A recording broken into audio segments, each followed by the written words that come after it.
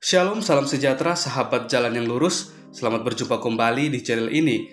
Saya berharap dan selalu berdoa semoga sahabat semua tetap dalam keadaan baik, dalam keadaan sehat, dan pastinya tetap di dalam perlindungan Tuhan. Saya juga mengucapkan banyak terima kasih kepada semua sahabat yang selalu setia untuk meluangkan waktu menonton video-video di channel ini, dan juga terus mendukung perkembangan channel ini dengan mengklik tombol subscribe, like, komen, dan juga share kepada teman-teman yang lain, supaya teman-teman yang lain juga boleh mendapatkan informasi seputar iman kekristenan.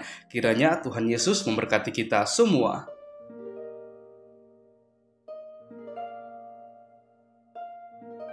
Sahabat yang diberkati dan dikasihi oleh Tuhan kita Yesus Kristus, di kesempatan kali ini kembali lagi kita akan bersama-sama menyaksikan suatu diskusi atau debat yang sangat menarik, di mana di dalamnya ada para apologet Kristen dan juga bersama dengan Ustadz Tsuma dan kawan-kawannya. Kita akan melihat serta menyaksikan bagaimana para apologet Kristen akan membantah dan juga mematahkan setiap argumentasi dan data-data yang dibawakan oleh Ustadz Tsuma bersama dengan kawan-kawannya. Karena lagi-lagi Ustadz Tsuma ini terus berkuar-kuar tentang iman kekristenan yang tidak dia imani. Bahkan juga dia banyak menjelaskan tentang ayat Alkitab yang dijadikan untuk sarana atau alat untuk menyerang iman kekristenan yang dia sendiri tidak mengerti dan memahami maksud dan tujuan dari ayat Alkitab yang dia pakai atau dia gunakan untuk menyerang iman kekristenan itu sendiri. Maka dari itu, tanpa berlama-lama, mari langsung saja kita simak videonya. Dan saya mempersilahkan untuk kita bisa memberikan komentar yang baik, positif, saling membangun, bukan untuk saling menjatuhkan satu dengan yang lain. Dan kiranya melalui video ini kita semua boleh dicerdaskan. Selamat menyaksikan, Tuhan Yesus memberkati.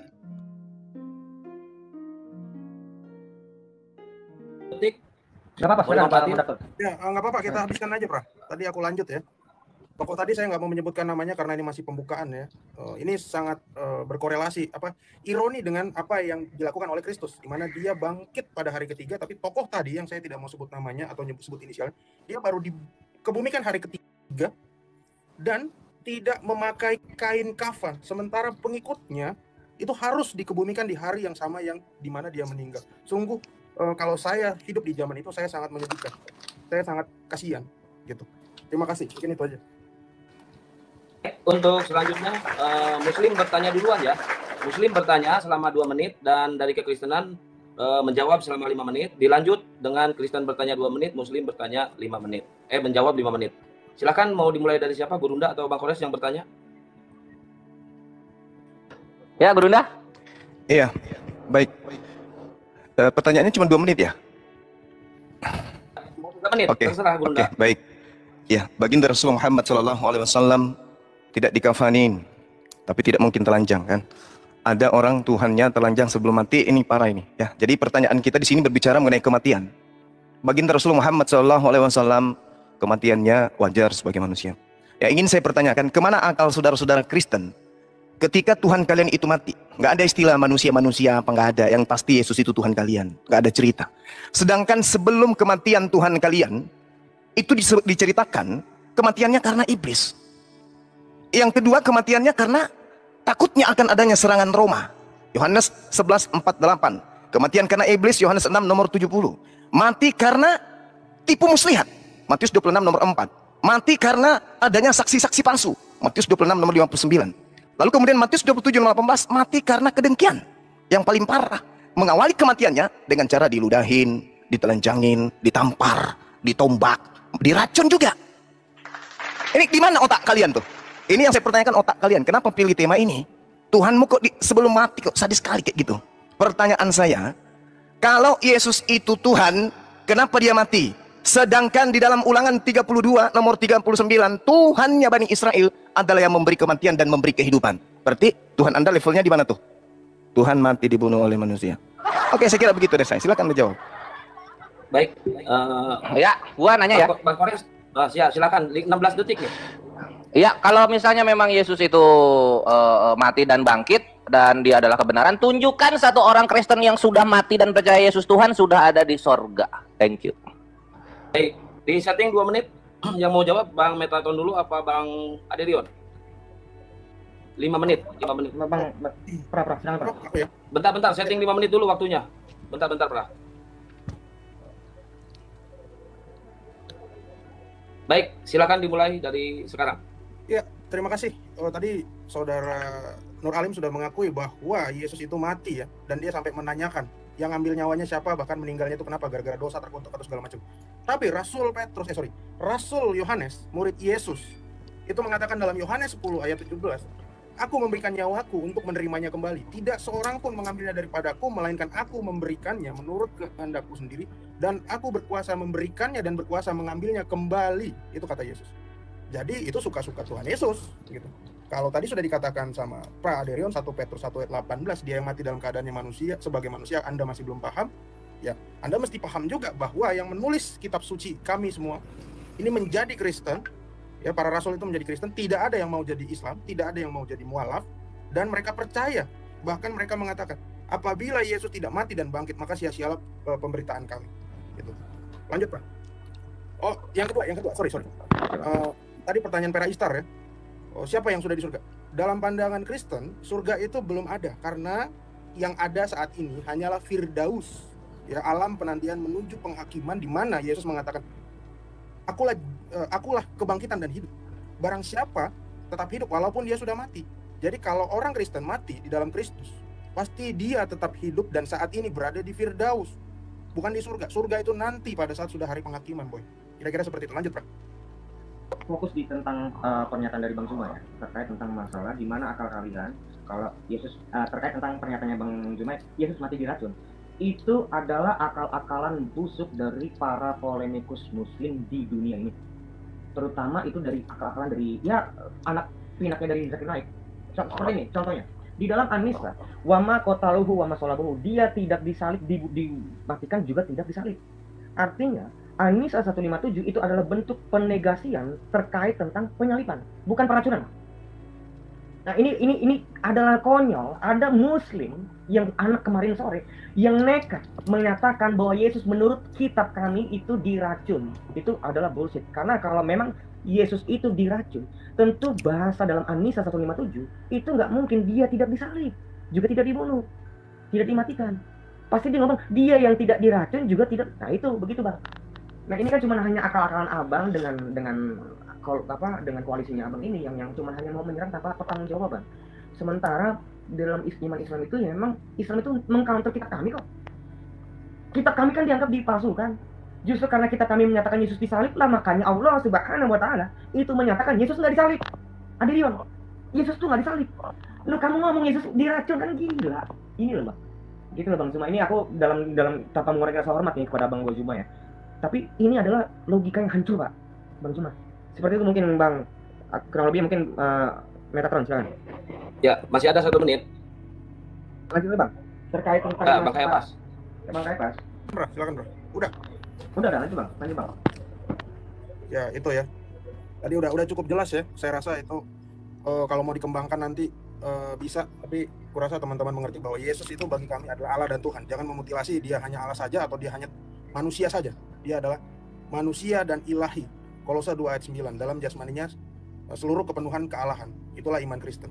Jadi kalau dilihat dari kacamata Anda, sudut pandang Anda mau tadi katanya kena kutuk, ada iblis segala macam. Saya rasa tadi ayat Alkitab tadi Yohanes 10 ayat 17 itu sudah sangat clear ya. Kalau masih belum paham ya, saya pastikan Anda pasti Islam. Ya, terima kasih.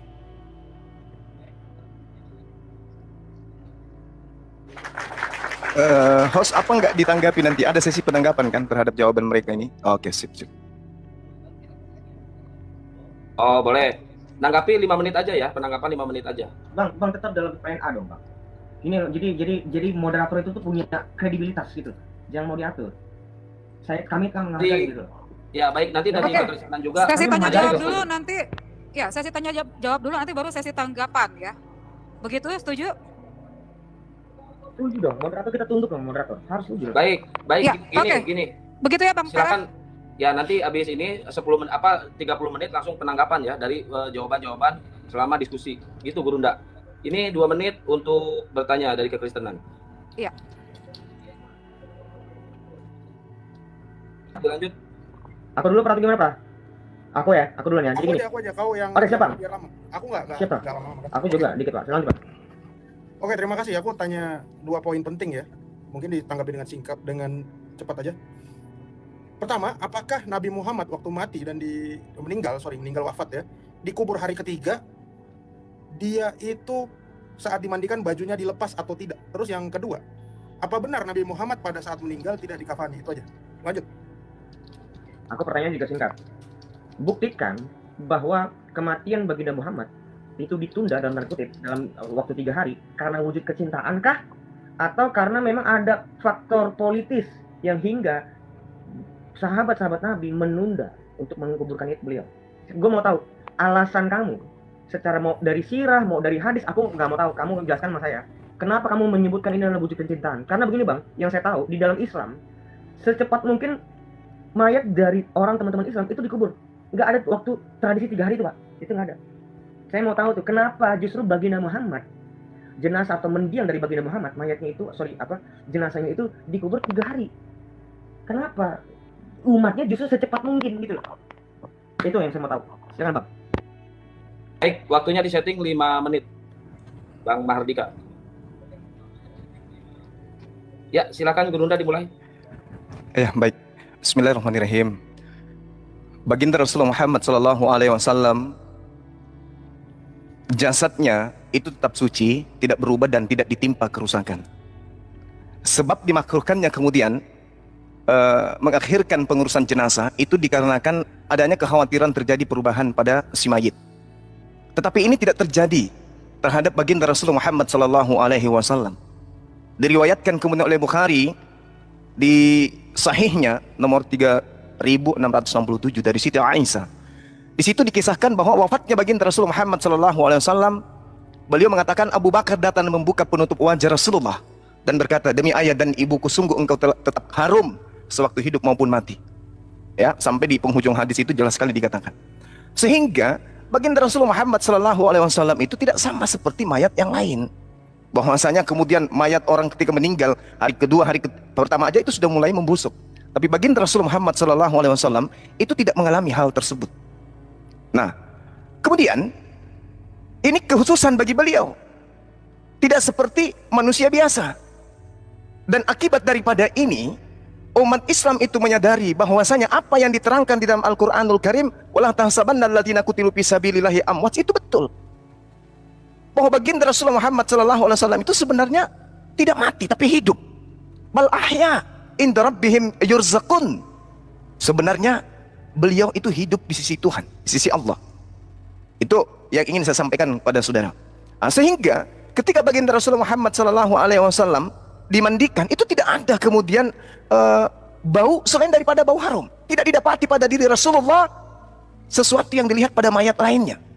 Nah, ini diceritakan kemudian di dalam musnad yang kami pelajari, ya, di dalam risalah Al-Qusais Al-Kubra di halaman 469 sampai 492.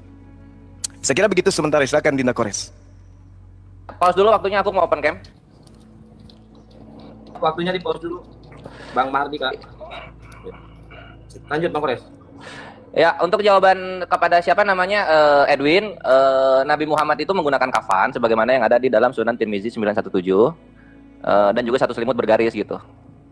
Nanti ini riwayatnya mutawatir ya, banyak ya. Waktunya dijalanin. Nah, di sini Nabi Shallallahu Alaihi Wasallam dikafani memakai 3 potong kain putih dari nyaman. Di dalamnya tidak ada baju yang dijahit ataupun penutup kepala. Ini dari Aisyah radhiyallahu anha.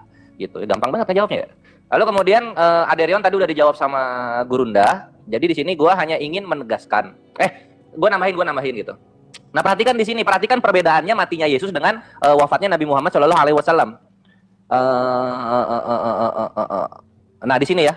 Dari Ayub, dari Ikrimah, ia berkata Rasulullah Shallallahu Alaihi Wasallam wafat pada hari Senin, namun jasad beliau belum juga dimakamkan pada hari itu, malamnya dan hari esoknya. Jadi 2 hari kemudian baru dimakamkan, sehingga dimakamkan pada malam Rabu. Mereka berkata Rasulullah Shallallahu Alaihi Wasallam belum wafat, hanya saja beliau naik ke langit dengan ruhnya sebagaimana Musa alaihissalam dinaikkan. Lalu Umar radhiyallahu anhu berdiri seraya berkata, sesungguhnya Rasulullah Shallallahu Alaihi Wasallam belum wafat, akan tetapi beliau dinaikkan bersama ruhnya sebagaimana Musa alaihissalam dinaikkan. Demi Allah Subhanahu Wa Taala, Rasulullah SAW tidak meninggal sampai ia memotong-motong tangan-tangan serta lidah-lidah mereka. Umar radhiyallahu anhu terus berkata sampai berbusa kedua sudut mulutnya sebab ancaman dan perkataannya. Kemudian Abbas radhiyallahu anhu berdiri seraya berkata, sungguh Rasulullah SAW telah meninggal dunia karena beliau adalah manusia biasa dan beliau berubah sebagaimana berubahnya manusia. Maka makamkanlah sahabat kalian. Nah, gitu Aderion. Jadi ini perbedaannya gitu.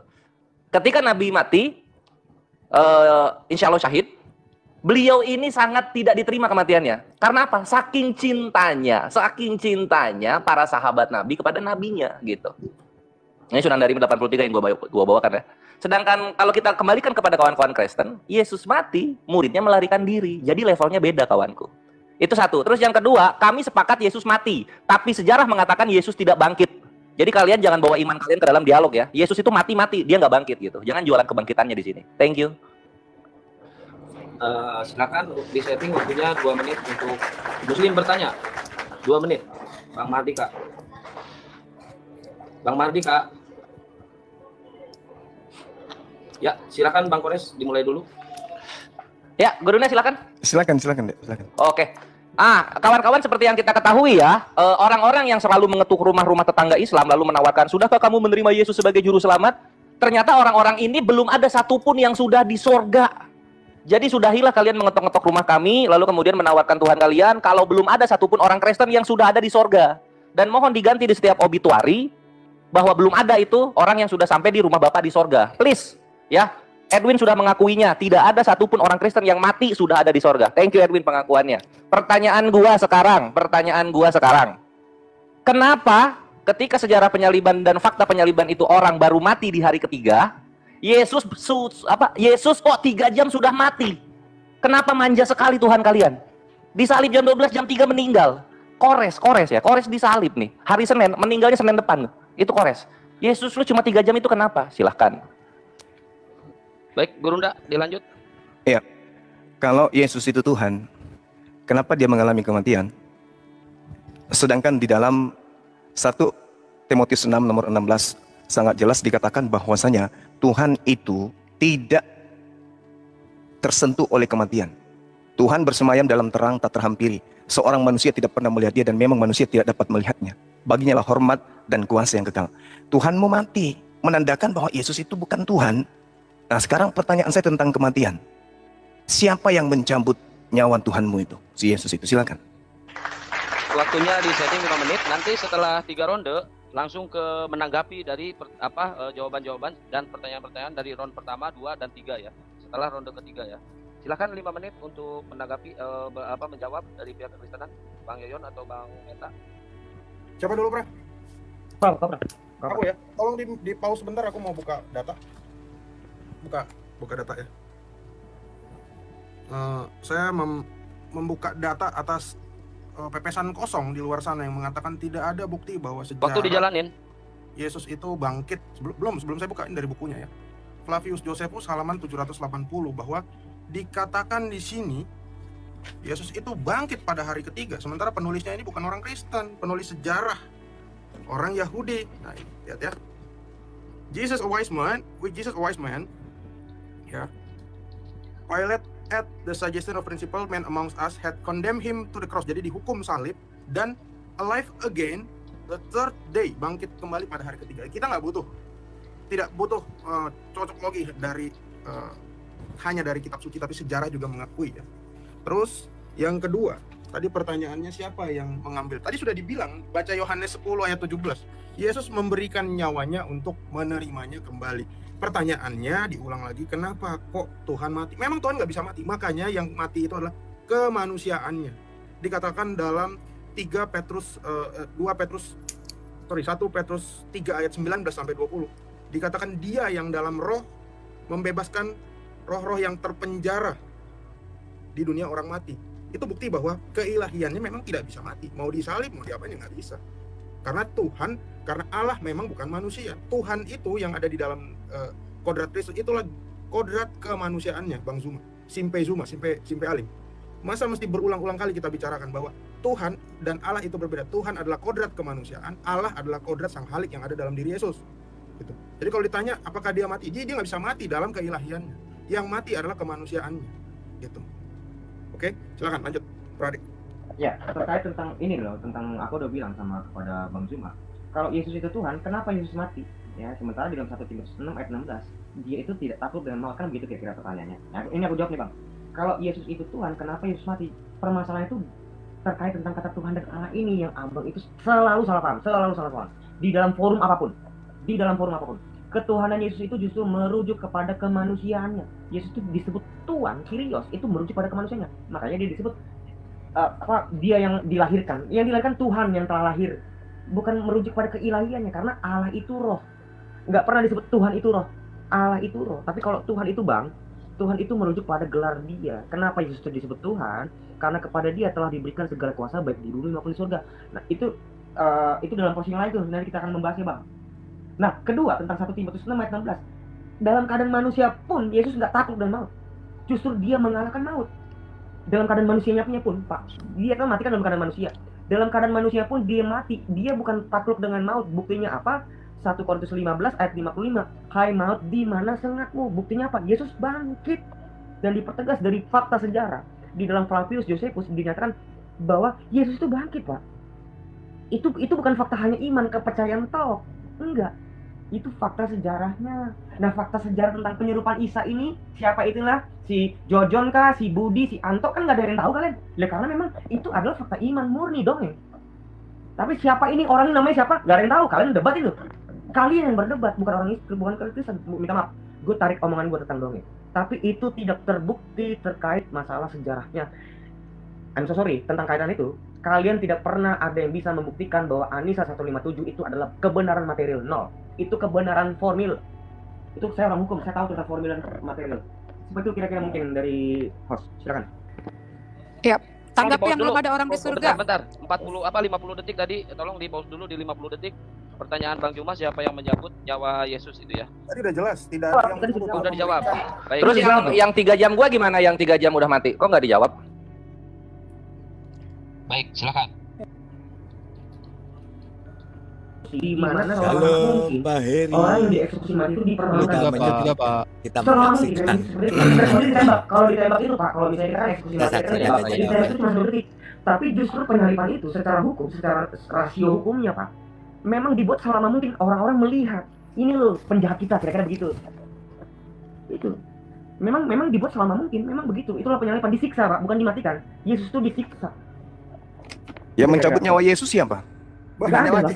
Kok nanya lagi sih Bang? Ya siapa? Apa jawabannya? Oke ya, gini. Bukan Bang. Jawabannya apa? Malaikat, saya jawab. Malaikat pencabut nyawa itu cuma ada di teologi Islam. Cuma ada di teologi Islam. Bentar. Pakai soundcard begini. Enggak, bentar. Silakan Jangan gitu waktu dong. 2 menit untuk bertanya dari kekristenan. Di setting 2 Ya. menit. Teologi Habis ini kali menanggapi, bentar Bang Ade. Bentar, ini peraturannya memang pakai sorak-sorakan gini ya. Enggak, kalau ini variasi aja Bang Metraton. Nanti Biar habis ini semangat. kali Sebentar. aja. Kalau untuk sebentar. Kalau untuk ketawa, tidak kita bukan ketawa, nanti aja ketawanya pada saat sesi terakhir. Kalau untuk tepuk tangan paling ya nanti kita bikin ya. Oke. Ya. Tadi Silakan 2 menit. pertanyaan dari Bang Zuma itu udah ditanggapi sebetulnya semua. Nanti kita ini lagi refresh lagi. Ya, Silakan. nanti Jawabannya nggak ada, Ada. tanggapan Udah. aja tapi jawaban Bukan. Gini Ada, Bang, ada, gini Bang. Bang Zuma, ada. Ada Bang. Gini Bang Juma, dengar. Di dalam Islam itu ada malaikat pencabut nyawa. Kalau kita itu tidak mengenal malaikat Bang Ade, kita fokus ke ini Oke. aja nanti habis ronde Bentar, ini. ini kan Iya, jawaban. nanti ada sesinya. jawaban loh Bang. Kamu jangan nanti ngomong nggak dijawab, begitu dijawab kamu motong. Iya, Udah, udah ada silakan, sekarang jawabannya 2 tadi. menit untuk bertanya, silakan. Silakan bertanya. Tidak, ya ini jawabannya nih, jangan ngomong besok-besok yang belum dijawab enggak.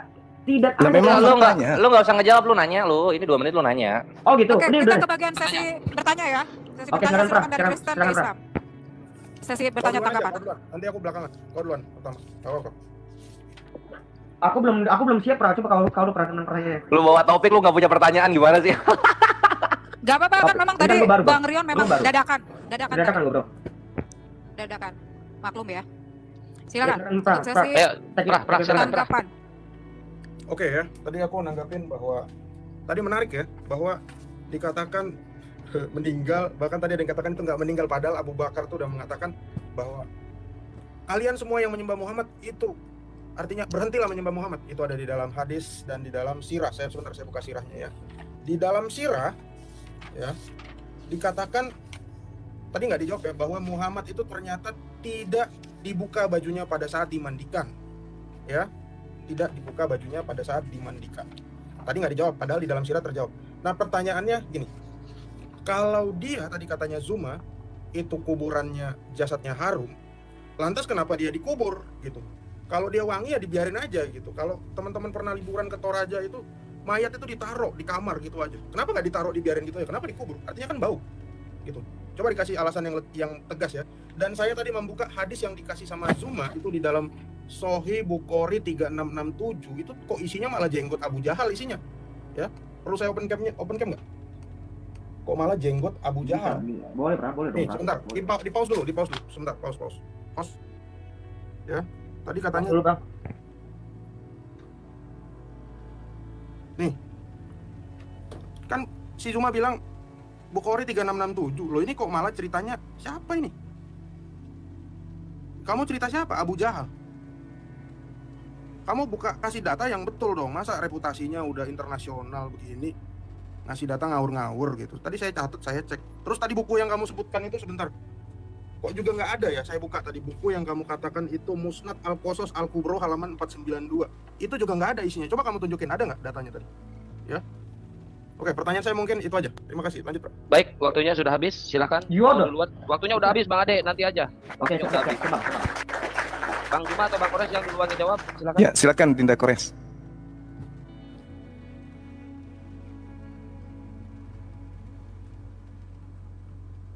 Dinda Kores. Monitor, Bang Kores. Oh, mungkin tunda dulu. Bang Kores lagi di YouTube kali. Ya, baik. Tadi ketika saya membahas ini ya, ini terkait dengan apa yang diterangkan oleh baginda Rasulullah Muhammad SAW terkait dengan wafatnya beliau. Ya, jadi terdapat sebuah kisah yang kemudian Rasulullah Muhammad SAW dinukilkan dalam Sirah An-Nabawi. Ya, ketika kemudian beliau menceritakan tentang sakitnya dirinya, dia sudah menyampaikan sebelumnya bahwasanya apa yang diuraikan terkait dengan ayat Al-Quranul Karim itu berbeda dengan apa yang diceritakan tentang dirinya yang berdasarkan tentang pribadinya.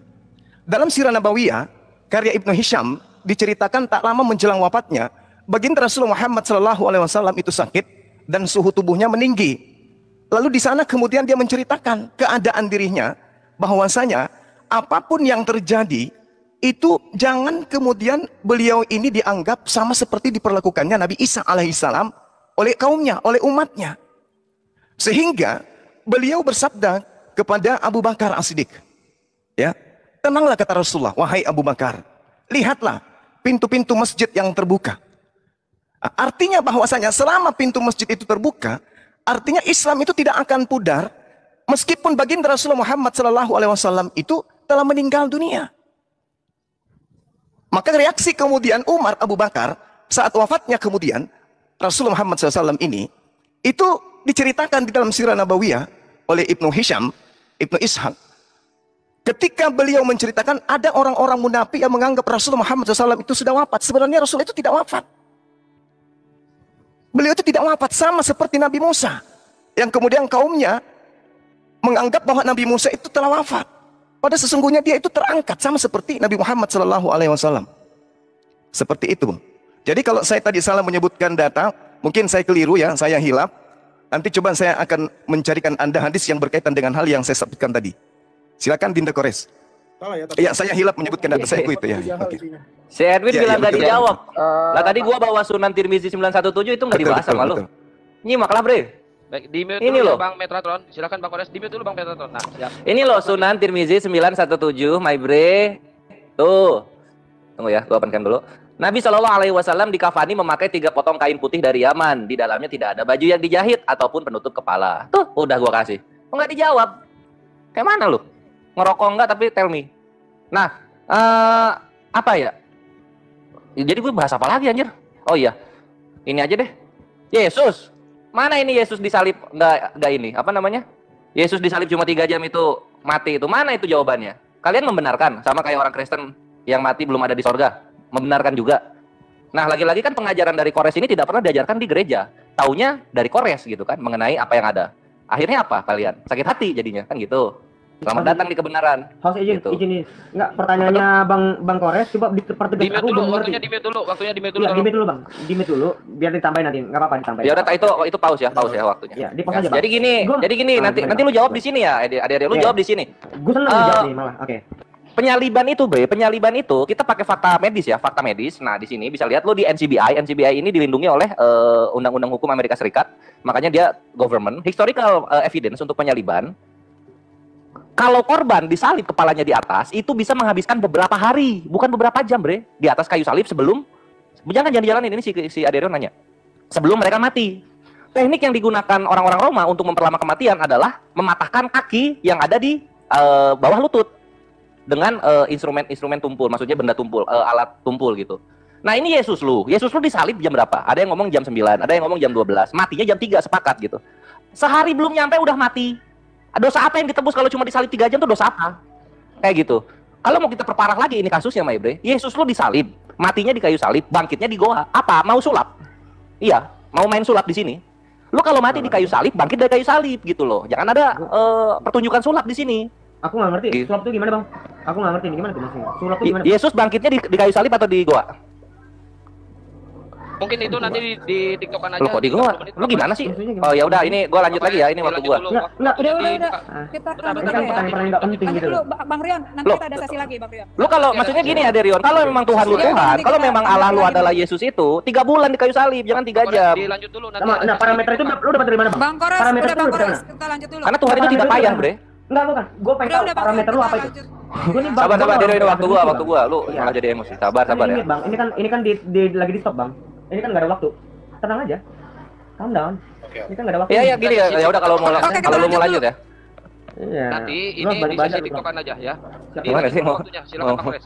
Ya udah, oke kita lanjut ya. Jadi semua pertanyaan-pertanyaan mudah dari siapa namanya itu Edwin Huta Barat sudah dijawab oleh hadis yang dibawakan Gurunda dan juga hadis yang gua bawakan gitu ya. Yang gua mau tanggapi sekarang soal Flavius Josephus. Apa tuh? Apalagi ini motong-motong mulu tiap gua ngomong. Waktu gua lihat itu berkurang. Salah. Woi. Waktu di pause. Ya, Bang Kores lanjut. Iya, yang saya maksud itu sorry ya. Di hadis riwayat Ahmad Musnad 4 187. Sorry. Sip. Nah, itu udah dibenerin. Perkara gitu doang rewel banget. Ya waktu gua hilang berapa tuh? 30 detik waktu gua hilang. Tuh, Bang. Kores, gak ada waktu, Bang. Tadi kan udah dimatiin. Itu 55 tadi 117. Dilanjut dulu Bang Kores. Balikin, gue perintahin, balikin. Kasih dia waktu. Iya, 117 tadi gua lihat kok. Bos kok. Lanjut. Ya, oke. Nah, sekarang gua mau menanggapi soal Flavius Josephus ya. Flavius Josephus lu perhatikan di sini, Flavius Josephus. Ini suka bohong-bohong aja kerjanya ini orang-orang. Nah, Testimonium Flavianum. Nah, kita buka ya. Kenapa disebut Testimonium Flavianum ketika ada buku namanya Antikitis, tapi istilahnya ini dibedakan? Karena itu adalah sebagaimana yang dijelaskan di sini, Maibre. Nih, lu baca di sini ya. Nih, di Antikitis punyanya Josephus itu telah dianeksasi oleh kawan-kawan Kristen sehingga ditambah-tambahkan. Mana si Yesus itu? Yesus. Nah, ini. Nah, di Antikitis yang memiliki 2 referensi terkenal tentang Yesus, yaitu di buku 20 sama di buku 23. Ini tidak datang dari Josephus sendiri. Could not have come from Josephus. And undoubtedly, dan tidak diragukan lagi, ini direpresentasikan oleh a letter Christian copies. Orang-orang penyalin beragama Kristen, biar selamat datang di kebenaran. Itulah kenapa gua bilang semua ahli sejarah sepakat Yesus lu mati tidak bangkit. Terima kenyataannya, Bre. Fakta sejarah tidak bisa dipatahkan oleh asumsi teologis. Thank you Elia Miron. 2 menit untuk bertanya. Habis ini langsung tanggapan dari 3 round tadi ya. Habis dijawab sama pihak kekristenan. Silakan dilanjut Bang Kores. Oke, Gurunda apa nih? Aku masuk duluan ya. Silakan. Ya, jadi gini ya kawan-kawan, fakta medis itu semua fakta. Lu cari di dunia digital ya. Orang disalib itu pasti pertamanya disiksa dulu, dicambuk, disuruh gotong kayu salibnya sendiri gitu kan. Lalu kemudian disalibkan. Dengan segala kesiksaan tersebut, fakta sejarah menyatakan disalib itu 3 hari minimal lu baru mati. 3 hari. Kenapa? Karena yang dipaku bukan pala lu, tapi tangan sama kaki gitu. Ini Yesus lu yang lu anak Allah yang maha tinggi kan, gitu ya. Yesus lu yang lu firman Allah kan. 3 jam disalib udah meninggal. Dosa manusia yang mana yang bisa ditebus kalau 3 jam disalib cuma udah meninggal? Itu satu. Yang kedua ini yang mesti lu counter ya kawanku. Yesus lu ketika mati di kayu salib bangkitnya di mana? Kalau di goa itu sulap. Tapi kalau bangkitnya di kayu salib, gua benarkan iman lu. Ya, buktikan itu. Thank you, silakan Gurunda. Iya, saya masih berputar ke situ, masih seputar ini. Seputar terkait siapa yang mencabut nyawa Tuhan kalian.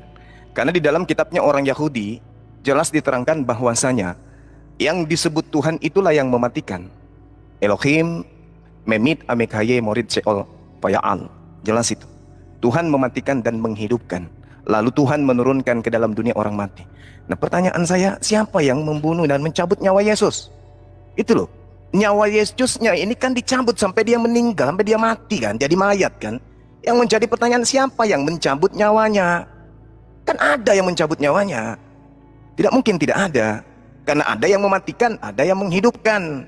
Nah, untuk membuktikan bahwa kalian itu salah sembah, yaitu manusia, Yesus ini mutlak. Ada yang mematikannya, ada yang mencabut nyawanya. Siapa? Gitu loh. Ya, itu dulu fokus ke situ. Silakan, mau Bang Kayapas atau Bang Aderion? Nanti Bang. Iya. Tadi ini lawak atau gimana ya? Tadi jenggot Abu Jahal ini lagi dibuka ya, isinya malah jangan berbicara malam kecuali pada dua orang. Coba di pause bentar, saya buka nih. Ini sebetulnya gimana sih? Nih, tadi yang nyuruh buka Mustad Ahmad 4187 ini siapa? Ya. Kok 187 ya? Sallallahu alaihi wasallam beliau bersabda tidak boleh bicara malam kecuali pada dua orang atau salah satu dari dua orang. Maksudnya apa ini? Ya, gak jelas. Udah, wajar sih, namanya juga masih Islam ya. Cuma tadi pertanyaannya, siapa orang Yesus tentang mati 3 jam ya, saya coba paralelisasi ini, mudah-mudahan paham ya dengan menjawab. Taruhlah Yesus itu Isa, seperti apa tuduhan kalian? Di sini di dalam Al-Qur'an ya. Nggak sama Bre, nggak sama. Nggak mau. Bentar. Jangan dipotong ya. Kalau potong paus dong, Mahardika. Di sini justru dikatakan, wahai Allah berfirman, ketika wahai Isa, sesungguhnya aku mewafatkanmu dan mengangkat kamu. Jadi Nah, apa Erwin, nggak sama, Yesus sama Nabi Isa nggak sama, beda. Sebentar ya, makanya Beda Bre. Ya. Ternyata saya nggak oke lah, beda ya. Tapi di sini ada satu orang sejarah. Nah, sekarang nggak nyambung dong kalau dibahas out of topic jadi. Sebentar dong. Ini kan kita katanya nggak boleh Al-Quran. Saya pakai orang ini aja, Ibnu Ishaq. Iya. Orang yang ada di abad 9 mengatakan bahwa orang-orang Nasrani menduga bahwa tuh itu di situ Nasrani, Bre, bukan Kristen, bukan, beda. Nasrani Kristen beda, Yesus Isa beda. Jangan dipotong dong, hargain dong. Topik Bang Metraton, jangan out topic. Fokus aja di Yesus. Sebentar, di pause waktunya kok, di pause kok waktunya. Jangan out topic maksudnya, fokus di Yesus aja. Ya, sabar ya. Di sini Allah mematikannya selama saat 3 jam pada permulaan siang hari, yaitu ketika Allah mengangkatnya kepada dia. Jadi Allah mematikannya 3 jam. Nah, ini tanya aja sama Allah. Terus dikatakan, Ishaq Ibnu Bishr meriwayatkan dari Idris, dari Wahab, bahwa Allah mematikannya selama 3 hari. Loh, katanya nggak mati. Tapi ini semua penulisnya Islam dan mengatakan Isa itu mati. Nah, ini kamu mesti selesaikan dulu permasalahannya. Kalau Yesus bangkit, jelas. Yesus bangkit menampakkan diri kepada murid-muridnya. Bahkan Rasul Thomas menyucuk. Dia mengatakan, sebelum aku menusuk bekas paku di tangannya dan lambungnya, maka aku nggak percaya. Saat Rasul Thomas menusuk, dia percaya dan dia mengatakan, ya Tuhanku, ya Allahku. Ya. Jadi itu juga sekalian menampol pemahaman yang mengatakan bahwa Yesus diambil sama malaikat pencabut nyawa. Di dalam kekristenan tidak ada. Karena tadi saya sudah bacakan dalilnya, Yohanes 10 ayat 17. Aku memberikan nyawaku untuk menerimanya kembali. Tidak ada yang bisa mengambil dari diriku, dan aku memberikannya menurut kehendakku sendiri. Jelas itu. Ya. Tadi justru pertanyaan kenapa kalau mayat tadi katanya wangi, kenapa dikubur? Tadi nggak dijawab itu ya. Malah dijawab ini hadis jenggot sama hadis ngomong tengah malam nih. Ya. Lanjut, Bro. Tentang masalah kalau di satu statement tertentu tadi disebutkan Muhammad adalah, itu membuktikan Aderion bahwa baginda Muhammad adalah manusia biasa. Tapi sekarang dinyatakan bahwa dia tidak mati. Nah, berarti bukan manusia biasa. Berarti ini bukan manusia biasa karena dia nggak mati. Faktanya Pak, kalau di dalam ini teman-teman Islam itu, walaupun di dalam internal Islam itu juga berdebat itu siap tentang Nabi Idris, itu nggak mati Pak. Itu konkret, itu dia tidak mati. Nasibnya seperti apa? Dia bukan manusia biasa berarti. Bagaimana pertanggungjawabannya? Mana yang lebih luar biasa? Nabi yang tidak mati tapi diangkat, dan bagaimana bagi Muhammad? Muhammad itu meninggal. Kalau kami bisa menjelaskan, saya ini Bang Juma, kami bisa menjelaskan tentang Henok dan Elia, itu bisa jelaskan. Kamu gimana? Never, nggak akan bisa Bang Juma, itu nggak akan bisa jelasin itu. Kecuali berdebat kamu sama ulama, pasti. Kalau aku bisa jamin nih Bang Juma itu pasti kelabakan, pasti, aku jamin. Ya, hadis aja salah terus, Pra. Gimana lagi bahas itu? Hadis aja salah bolak-balik. Iya, kan ada kan Nabi yang tidak mati. Nah itu gimana? Itu levelnya apa? Manusia biasa atau manusia luar biasa? Sementara baginda Muhammad tidak mati, kamu sebut. Maksudnya gimana? Nah, ini pertanyaan Bang, kita yang dijawab ini atau apa ini? Pertanyaan kita kan, siapa yang mencabut nyawa Yesus? Loh, Bang, Martin. Apa udah jawabannya? Dijawab. Apa siapa? Tidak ada Bang Juma. Berarti dia nggak mati dong? Bukan begitu. Kan abang kan nanya, pertanyaan abang ini bang Juma. Abang kan nanya siapa yang mencabutkan begitu. Jadi gini, abang mesti membuktikan bahwa ada proses pencabutan nyawa. Lah. Kan gitu. Benar atau enggak? Orang mati itu pasti nyawanya Oke, dicabut. nanti ditanggapi. Siapa yang bilang Dulu Aderion. Siapa yang Selesaikan bilang dulu Aderion. Siapa yang bilang pasti? A- Siapa yang bilang pasti? Siapa? Selesaikan dulu ya Aderion. Lah. Bang Juma di Kita debat, kita debat Bang dulu. Juma. Kita debat dulu situ. Kita Nanti debat dong selesai gitu, sesi Bang. ini dijawab. Serius, Silakan, lu debat lanjut. di situ bang. Lu kan akan melap-melap bang. Serius. Dijalanin, silakan. Iya, waktu Dilanjut. dijalankan. Silakan Bang Aderion lanjut. Apa nih? Ngapain nih? Aku nanya atau gimana? Tentang pertanyaan. Selesaikan Tadi jawaban timernya. tadi selesaikan. Iya, tentang ini, tentang masalah Bang Juma yang mengatakan bahwa baginda Muhammad itu adalah bentuk apa? Membuktikan kalau dia adalah manusia biasa. Loh, ada yang lebih luar biasa dari beliau. Bahwa ada nabi dalam Islam tidak mati. Enggak, yang Itu mencabut begitu. nyawa Yesus itu siapa? Loh, kami berulang kali kami sudah menjelaskan itu, Bang. Bahwa tidak ada pencabutan itu konsepnya Islam. Itu konsep Islam. Kami sudah menjawab itu, Bang. Gimana sih, Bang? Sudah Bang Juma sudah di-mute. Bang Aderion lanjut dulu. Kan sudah dijawab oleh kami, oleh apa rekanku kan, disebut tidak ada konsep pencabutan nyawa, itu tidak ada, Pak. Nah, kecuali kamu bisa membuktikan bahwa nyawa itu dicabut. Di mana? Nah, di mana itu? Kalau ada, kamu kasih ayat itu, baru kamu timpakan kepada kami. Ini siapa dia yang mencabut? Nah, baru fine. Mencabut itu kan itu konsep Islam, Pak. Bukan konsep Kristen, Bang Juma. Itu bukan konsep Kristen. Nggak ada mencabut nyawa. Konsep mencabut nyawa itu nggak ada. Berulang kali kami jelaskan itu. Nah, silakan. Nanti Bang Juma. Sekarang sesi tanggapan dari round 1 sampai 3 ya. Waktunya berapa menit? Per narasi per 5 menit atau gimana jadi 20 menit? 5 menit. Sini aku Oke. mau open cam. Baik, dari Kristen dulu silakan dimulai. Tanggapan dari Gua dulu lah. Oh, dari Muslim dulu. Kan tadi baru Kristen. Iya. Dari Muslim dulu. Ya, Afwan ya, Guruna aku duluan ya. Menanggapi ya, Bang Oleh 10 menit waktunya. Iya. Oke. Ya, jadi ini Ibnu Katsir dibawakan oleh Metatron gitu. Dalam rangka menghindar dan mengelak dari pertanyaan Kores, kenapa Tuhan dan juru selamatnya orang Kristen 3 jam di atas kayu salib mati? Kan gitu. Akhirnya dia pun mencari remis. Nabi Isa dan Yesus sama gitu dia. Nih, tafsir surah Ali Imran ayat 55-58. Soal mematikan 3 hari dan 3 jam itu bukan dari Allah kawanku. Itu dari Ali ibnu Abu Talhah. Itu satu. Yang kedua Muhammad ibnu Ishaq. Tapi disimpulkan oleh Imam Matar Al-Waraq mengatakan yang dimaksud ialah sesungguhnya aku akan mewafatkan kamu dari dunia, tetapi bukan wafat dalam arti kata mati. Hal yang sama dikatakan oleh Ibnu Jarir bahwa yuwafihi artinya mengangkatnya. Kebanyakan ulama mengatakan bahwa yang dimaksud dengan wafat dalam ayat ini ialah tidur seperti pengertian yang terkandung di dalam firman-Nya Al-An'am ayat 60. Selamat datang di kebenaran. Jangan lu tekiat Korintus motong-motong dalil di dalam Islam gitu ya. Jadi sekarang gini aja deh, gua akan bertanya kepada kawan Kristen yang menyamakan Yesus dan Nabi Isa, kenapa lu mengimani tafsir Ibnu Katsir ya? Dan juga tolong dijawab, kenapa Sebentar, Bang Kores, Tuhannya? di-mute dulu, ya, sebentar kenapa? di-mute. Bang Kores jangan bertanya dulu, nanti ada sesi TikTokan 40 menit ini menanggapi dari round 1 sampai 3 tadi, Bang Kores. Oh ya udah, kita tanggapi ya round 1 dari sampai 3 ya udah ya. Jadi gua nggak akan pakai kata kenapa. Inilah yang menjadikan gua itu ngapain orang masuk Kristen ya? Tuhannya aja nggak kuat disalib. 3 jam aja udah mati dia. Ngapain mau masuk Kristen? Kan gitu.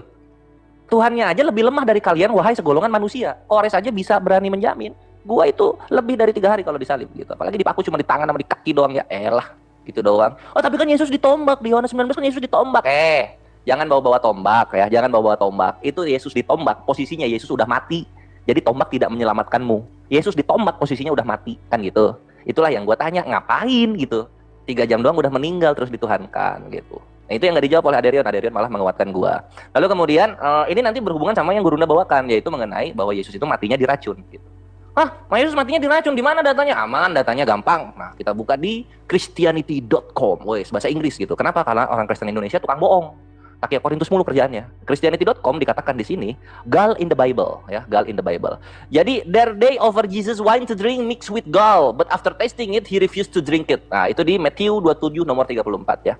Ini kata gall ini nanti diterjemahkannya empedu dia. Kan aneh ya, empedu gitu kan. Padahal ini racun, Bre. Nggak percaya. Nah, di sini.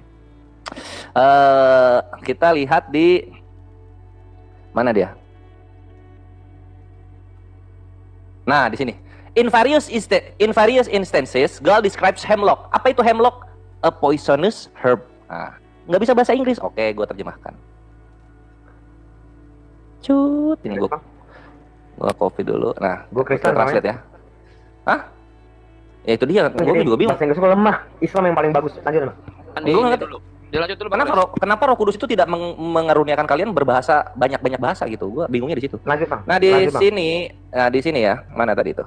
In various instances tuh mana? Susah banget gua mau nerjemahin ini doang juga.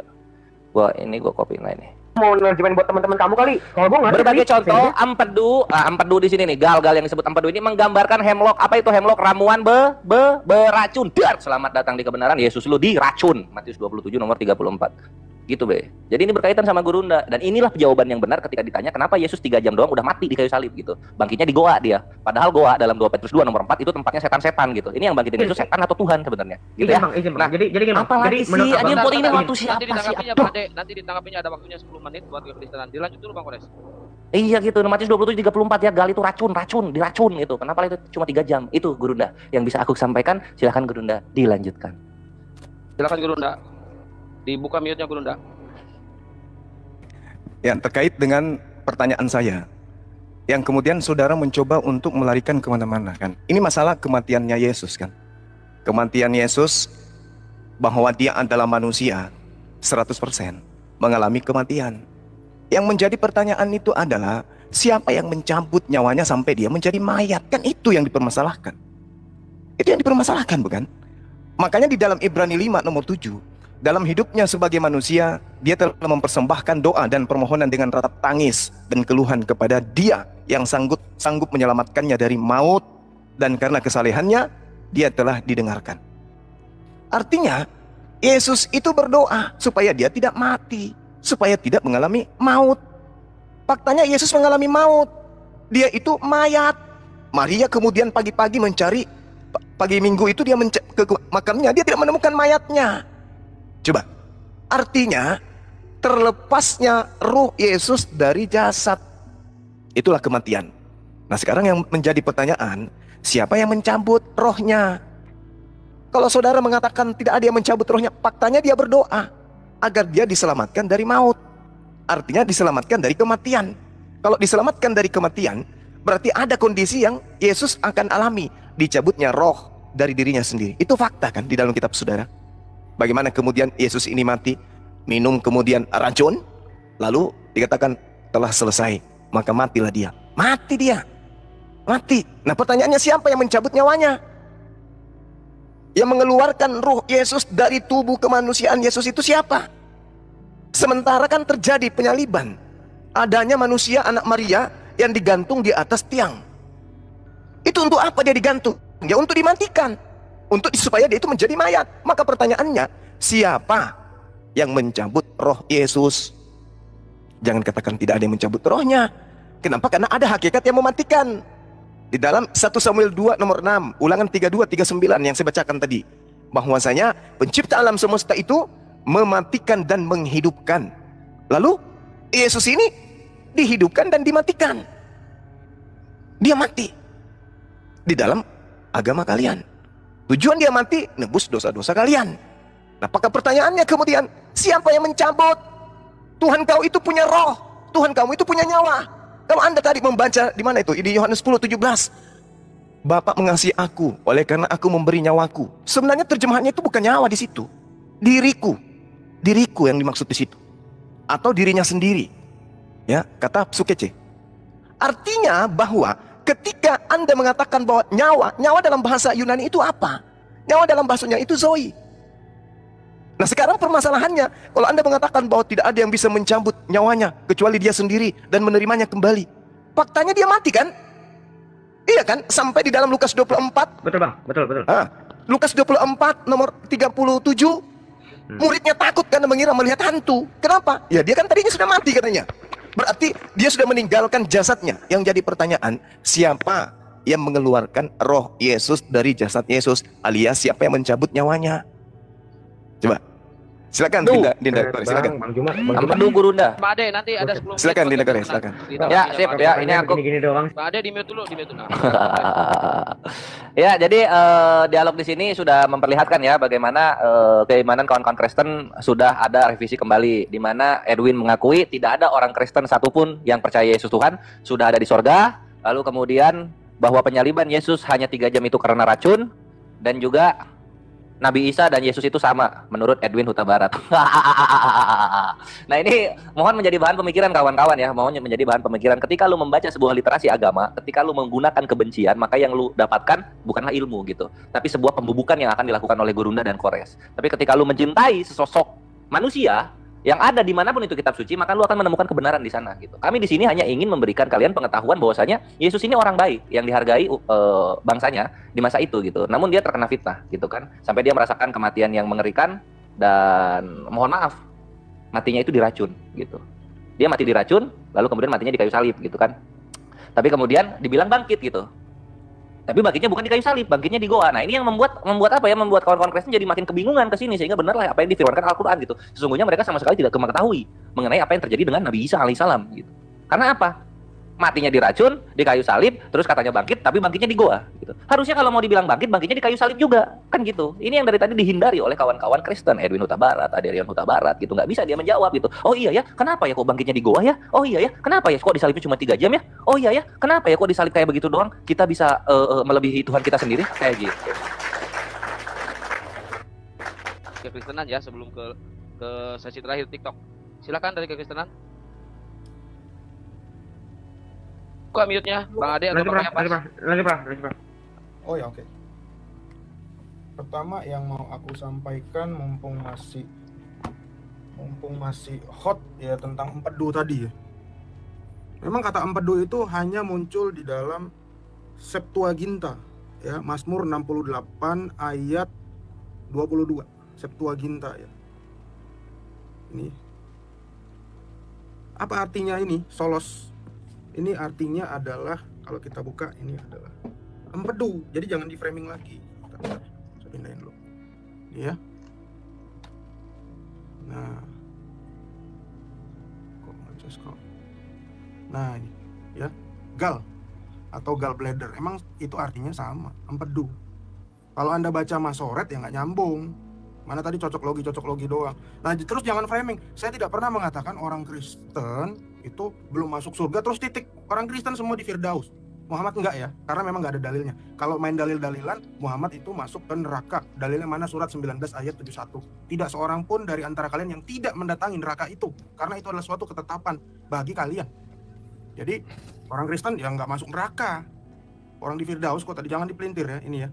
Terus apa lagi tadi? Oh ya, dia bilang Ibnu Katsir tadi itu Nasrani sama Kristen. Saya justru paralelisasi ya.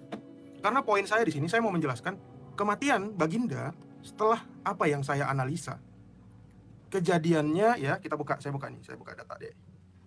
Oke.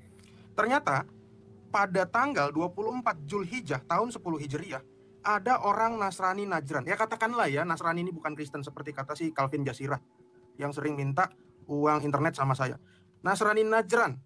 Nabi Muhammad melakukan mubahalah kepada orang Nasrani Najran tadi yang katanya menurut Ibnu Katsir, Ibnu Ishaq dan segala macam tetek bengeknya itu mati 3 jam 3 hari, ada yang bilang cuma selama 7 jam ya. Mereka melakukan mubahalah pada tanggal 24 Zulhijjah.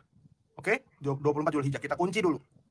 Nah, kita lihat dulu apa kata Ibnu Hajar Al-Asqalani tentang mubahalah ya. Mubahalah. Nah, ini dia. Oke. Konsekuensi sumpah mubahalah. Menurut Ibnu Hajar Al-Asqalani dalam kisahnya menurut hadis Sahih Bukhari atau bukunya yang namanya Fathul Bari, orang pihak yang bermubahalah dan ternyata dialah yang salah, maka tak akan melewati masa hidupnya dari setahun terhitung dari pelaksanaan mubahalah. Pelaksanaan mubahalah tadi tanggal berapa teman-teman? 24 Zulhijjah tahun 10 Hijriah. Oke? Nah, kita lihat Nabi Muhammad meninggal tahun berapa? Kok gambarnya gini? Nabi Muhammad meninggal di tahun... sebentar. Saya ini dulu. Kok menghilang nih? Oh, kita hitung aja dulu ini ya. Kita hitung ya. Nabi Muhammad itu meninggal di tahun 11 Hijriah. 11 Hijriah tahun berapa? Tahun 632. Nih. Oke. Meninggalnya usia 63 tahun hari Senin 12 Rabiul Awal 11 Hijriah. Oke, tadi meninggalnya mubahalahnya 24 Zulhijjah. Meninggalnya 12 Rabiul Awal 11 Hijriah. Coba kita hitung ya. Nah, ini ada tahun-tahun Islam ya. Nah, tahun 1 Muharram. Nah, kita hitung. dari tanggal 24 Zulhijjah. Oke. Zulhijjah.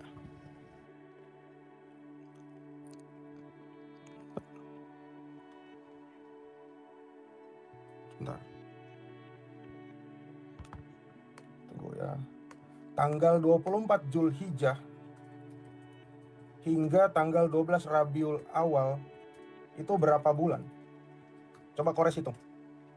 Jatuhnya itu adalah 10 bulan lebih 12 hari. Artinya itu memenuhi syarat bagaimana Nabi Muhammad itu kena mubahalah oleh sumpahnya sendiri terhadap orang-orang yang tadi Anda sebut Nasrani, yang dimana orang-orang Nasrani itu tadi mengatakan Isa mati 3 hari. Mestinya yang mati itu orang-orang Nasrani tadi, bukan Nabi Muhammad.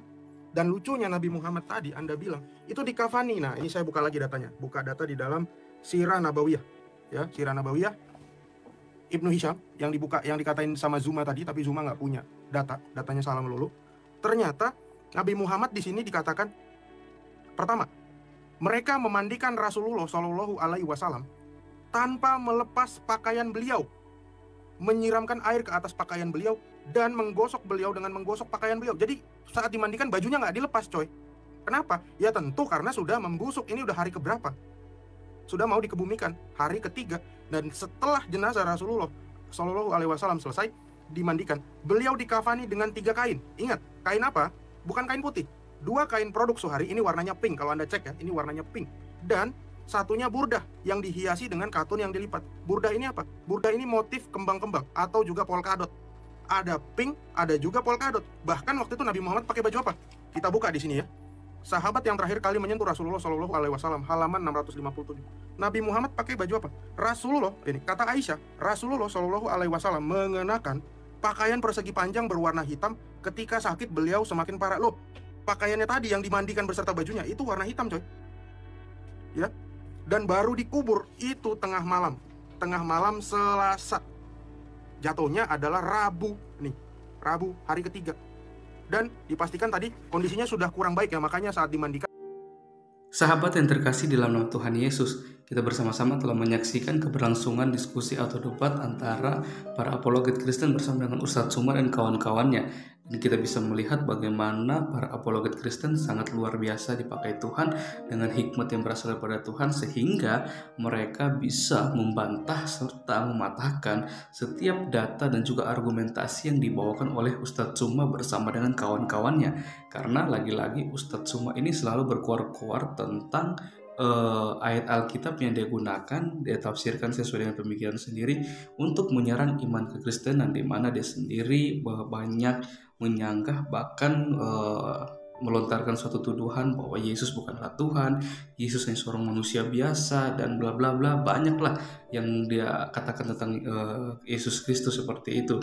Akan tetapi kita bisa melihat bagaimana para apologet Kristen pada akhirnya bisa membungkam Ustadz Suma dengan data-data yang valid yang bisa dibuktikan kebenarannya, sehingga hal itu membuat Ustadz semua pada akhirnya kesurupan menghujat. Karena kalau kita melihat Ustadz Suma ini ketika dia sudah merasa sedang terpojok dan sudah tidak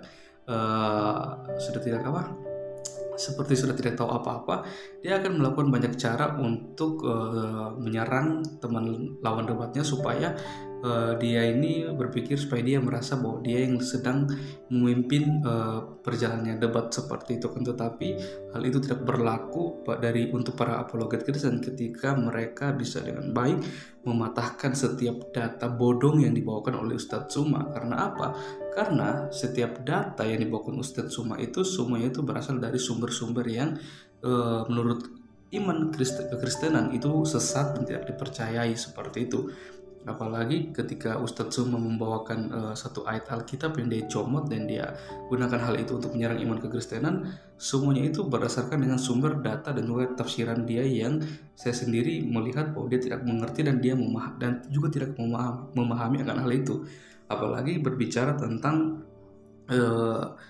kalau kita mendengar apa yang disampaikan oleh Ustadz Suma tentang bahwa Yesus itu bukan Tuhan, dia hanya seorang utusan seperti itu.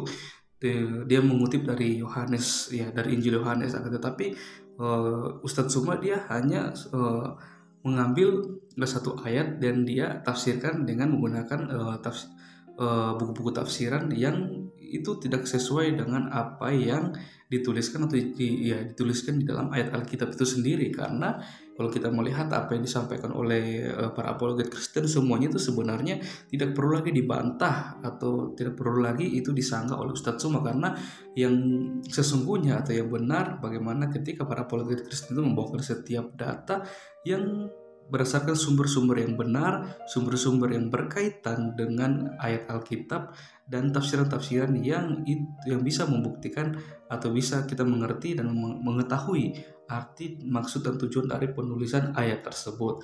Ya, begitulah. Akan tetapi kita hanya bisa berdoa supaya Ustadz Suma bersama dengan kawan-kawannya, mereka ketika mereka membaca Alkitab, mereka mencari kesalahan supaya mereka dipertemukan dengan kebenaran itu sendiri, dan mereka bisa melihat bahwa kebenaran dan keselamatan yang sejati hanya ditemukan di dalam nama Tuhan Yesus. Dan kita berdoa untuk teman-teman para apologet Kristen dimanapun mereka berada, supaya mereka terus dipakai Tuhan untuk menjadi garam, terang, berkat bagi setiap orang yang belum mengenal akan Yesus Kristus, seperti itu. Oke teman-teman, sekian video saya di hari ini. Semoga video ini boleh mencerdaskan kita semua supaya kita juga memiliki pemahaman yang baik tentang iman kekristenan. Sekian video saya di hari ini, sampai berjumpa di video saya yang selanjutnya. Tuhan Yesus memberkati.